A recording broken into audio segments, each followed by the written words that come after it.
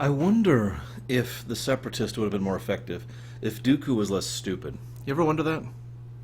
I know that sounds like kind of a weird thing to bring up, but I've always kind of envisioned what it would be like if Dooku was charming and intelligent and capable of inspiring others around him or others who work under him to venerate him or to rule, or rather to accept his rule, right?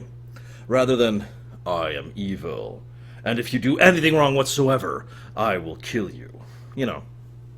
In other words, this show has basically always, except for like once, portrayed Count Dooku as a typical Sith. And a typical Sith is stupid. And I just really feel like that's doing him a disservice, you know? This episode is an excellent example of that because, to be blunt, if not for Dooku's practices, I'm pretty sure the Quarrens wouldn't have united with the Mon Cals.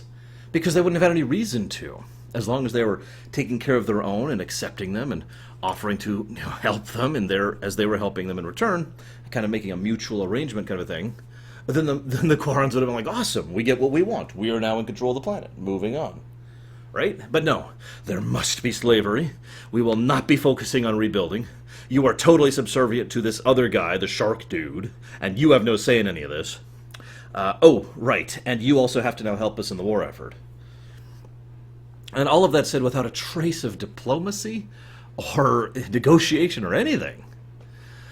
It's a bit of a shame. I do have to say, I kind of like how the kid in this episode, even though there's no real place for this to come from, the kid is coming from this at a surprisingly adult perspective. Because at first, especially in the first two episodes, or the first episode, excuse me, it really seemed like he was just idealistic to the point of stupid. And I don't mean that as an insult. The Quarrens will never turn against us. The Quarrens are attacking, that kind of a thing. But here, rather than idealistic, what I see here is someone who is still idealistic, but without taking it to an extreme. Let me explain what I mean by a little bit. He approaches this as though the Quarrens will unite with them. Not because it's the right thing to do, not because he believes in the goodness of the Quarrens' hearts, but because of a far more mature idea. The idea that, despite the fact that we have differences, and squabbles, and conflicts, that we could still work together. I like that. I like that perspective, and I like how that's how he approaches this whole thing. And of course, that's pretty much what convinces him in the end, because Dooku was unwilling to treat him with even a modicum of respect. The prince was, and was willing to treat him as an equal and say, we will work together to make through this.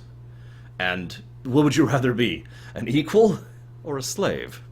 A slave with power, but a slave nonetheless. I just think that's interesting and a nice way to go about it.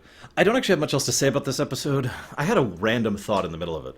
It's always like the blue lasers and the red lasers. You ever notice that? It's so awesome that they color coordinate their what kind of gas they use, and this is how it was in the EU, in order to make sure that they're always using the same type of gas canisters, so the blaster shots are always the same. So you can always tell who the enemy is. Imagine if it was all red. Wouldn't that be confusing?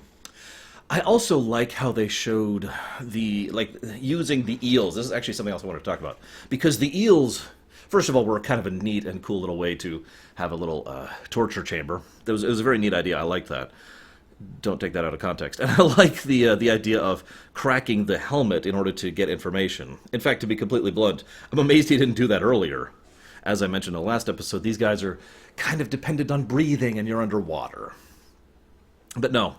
The reason I like the eels even more than the fact that they're an interesting way of using underwater technology and torture devices is that they are a perfect symbolic representation of how the Separatists approach their subservient races. Now, I know those are just eels, but that is how the Separatists tend to think, the cartoonishly evil kind of thing. Anything that is underneath them is basically just a resource to be utilized regardless of care or consideration. Those eels, by all accounts, are showed as if they're in pain and torment the entire time, as they are being shocked and forced into this horrific state.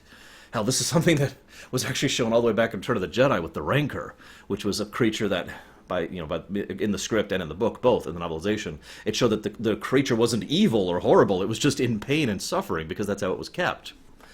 And so we see these things being used and abused as tools. And as a final little touch, when they finally free them from the cages, they go out of the way not to kill the eels, even though it would have been easy to do so, just to free the shackles on the eels, and thus let the eels go away, and the people get out. Nice little touch.